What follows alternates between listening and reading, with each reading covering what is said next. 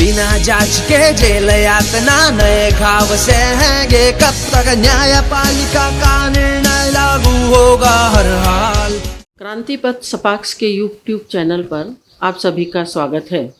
मध्य प्रदेश अनुसूचित जाति जनजाति अत्याचार अधिनियम 1979 के बारे में आज हम चर्चा करेंगे और उसके जो मुख्य संशोधन है 2018 में केंद्र शासन द्वारा जो किए गए हैं उसके अन्यायपूर्ण व्यवस्थाओं के बारे में आज हम चर्चा करेंगे। इस अधिनियम की धारा 18 के अंतर्गत ये प्रावधान है कि आईपीसी की जो धारा है 438 इस पर लागू नहीं होगी, जिसमें गैर जमानती जिसमें कोई भी अपराध कर लेता है तो उसके जमानत का प्रावधान होता है।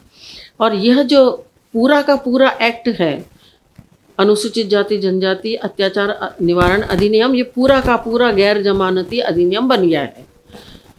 तो इसमें दूसरा जो प्रावधान 18 क के रूप में जोड़ा गया है कि बिना जांच के भी इसमें एफआईआर दर्ज होने के तत्काल पश्चात गिरफ्तारी की जाएगी। अर्थात कौन सा पक्ष सही है कौन सा पक्ष गलत है, ये जो पुलिस अन्वेषण करती थी, खोज करती थी, समीक्षा करती थी, वह भी जांच नहीं होगी और तत्काल उसको गिरफ्तार कर लिया जाएगा। यह एक अत्याचारी बर्बर कानून बना दिया गया है 18 क के संशोधन से। अब हम आते हैं 18 ख के संशोधन में। 18 ख के संशोधन के अनुसार जितने भी प्रशासनिक अधिकारी हैं, चाहे कलेक्टर हो, कमिश्नर हो, राष्ट्रपति हो, प्रधानमंत्री जी हो, मंत्री हो, विधायक हो, सांसद हो, कोई भी अगर इस SC/ST एक्ट के विरुद्ध अगर अपराध करता है तो उसे भी बिना किसी स्तर की, बिना अधिकारी की अनुमति के गिरफ्तार किया जा सकता है। अर्थात ये सभी के ऊपर ही ये नंगी तलवार लटकती रहेगी। किसी ने जरा सी भी चूक की या नहीं भी चूक की तो ये द्वेषवश, जलनवश और बदला लेने की नीयत से की गई कार्रवाई हो सकती है और उस मंत्री, संतरी, प्रशासनिक अधिकारी, कलेक्टर, कमिश्नर को तत्काल गिरफ्तार किया जा सकता है। यह एक अत्याचारी प्रावधान है। इससे प्रशासन की व्यवस्था सब डर के प्रशासन करेंगे SC/ST के कर्मचारियों से, अधिकारियों से, और वे प्रशासनिक कुशलता इसके साथ कार्य नहीं कर सकेंगे और उनके ऊपर हमेशा एक तलवार टंगी रहेगी।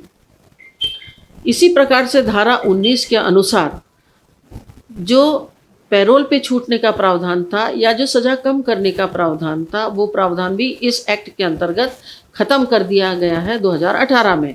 उसके अंतर्गत अगर उस अपराधी का अगर माता पिता की भी मृत्यु हो जाती है तो भी वो अपने पैरोल पे छूट के अपने माता पिता के दाह संस्कार में भी नहीं जा सकता है।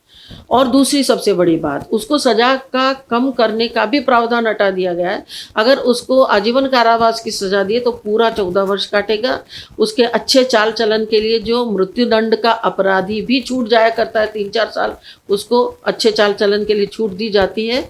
इस एक्ट के अंतर्गत वह भी छूट नहीं दी जाएगी। तो इस प्रकार का ये जो जातिवादी कानून है अत्याचार अधिनियम के SC/ST अधिनियम के माध्यम से मैं ये कहना चाहती हूँ कि इस अत्याचारी अधिनियम को समाप्त होना चाहिए और जिससे निर्भय होकर जो भी सरकारी कर्मचारी निर्भय होकर कार्य करे।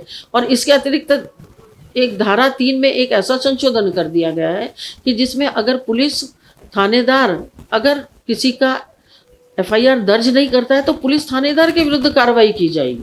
मतलब FIR न लिखने के लिए अगर वो गलत प्रकरण है या प्राइमा फेसी उसको लगता है कि ये किसी द्वेषवश या किसी रंजिशवश किया गया है तो भी उस थानेदार के विरुद्ध कार्रवाई की जा सकती है। ऐसे जातिवादी कानून का स्वतंत्र भारत में, भारत के संविधान में जहाँ सबको समानता का अधिकार दिया गया है, कानून के समक्ष समानता का अधिकार दिया है, ऐसे अत्याचारी कानून को बंद होना चाहिए, समाप्त होना चाहिए। भोपाल के जो मैनिट है रीजनल इंजीनियरिंग कॉलेज है, उसी का एक उदाहरण देने की मैं कोशिश करती हूँ। Shri Raghuvanshi head of the department थे और उनके द्वारा एक उनके जो मातहत प्रोफेसर थे उनको डिमोट किया गया, यानी पदावनत किया गया। इसलिए किया गया कि उन्होंने PhD नहीं की थी और उन्होंने प्रमोशन ले लिया था। तो उनके विरुद्ध एट्रोसिटी एक्ट उसने आरक्षित वर्ग के प्रोफेसर ने लगाया और वो रघुवंशी जी जो नियम कानून कायदे के अंतर्गत जिन्होंने निर्णय लिया था, प्रशासनिक हित में निर्णय लिया था, प्रशासनिक नियमों के अंतर्गत निर्णय लिया गया था, उन्हें अपने मियाँ बीवी बच्चों के साथ वो 1 महीने तक फरार रहे अपने घर से। उनको कितना मानसिक प्रताड़ना, कष्ट और पीड़ा हुई होगी, उस वेदना की तो हम कल्पना भी नहीं कर सकते हैं। तो एट्रोसिटी एक्ट का जो गैर जमानतीय रूप है, इस रूप को समाप्त होना चाहिए, और एक्ट ही जातिवादी है इसलिए इसे समाप्त होना चाहिए। बड़ी मुश्किल से जब श्री रघुवंशी जी को, जो हेड ऑफ द डिपार्टमेंट थे मैनेट में, उनको हाई कोर्ट से जमानत मिली, तब जाके वे वापस अपने कॉलेज में रिज्यूम हो पाए। तो इस प्रकार प्रताड़ित करने के लिए, प्रजातंत्र के लिए शर्मनाक है कि कोई व्यक्ति प्रताड़ित हो जो नियम कानून कायदे के अंतर्गत कार्य करता हो।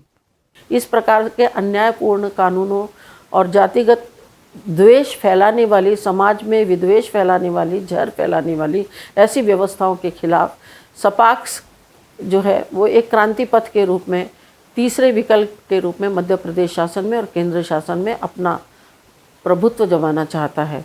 अधिक से अधिक आप इसको सपोर्ट करें, इसको समर्थन दें, और जो व्यवस्था के खिलाफ जो एक मुहिम हम लोगों ने चलाई है सपाक्स क्रांति पथ की, उसमें आप सहयोग दें। जय हिंद, जय भारत, जय सपाक्स।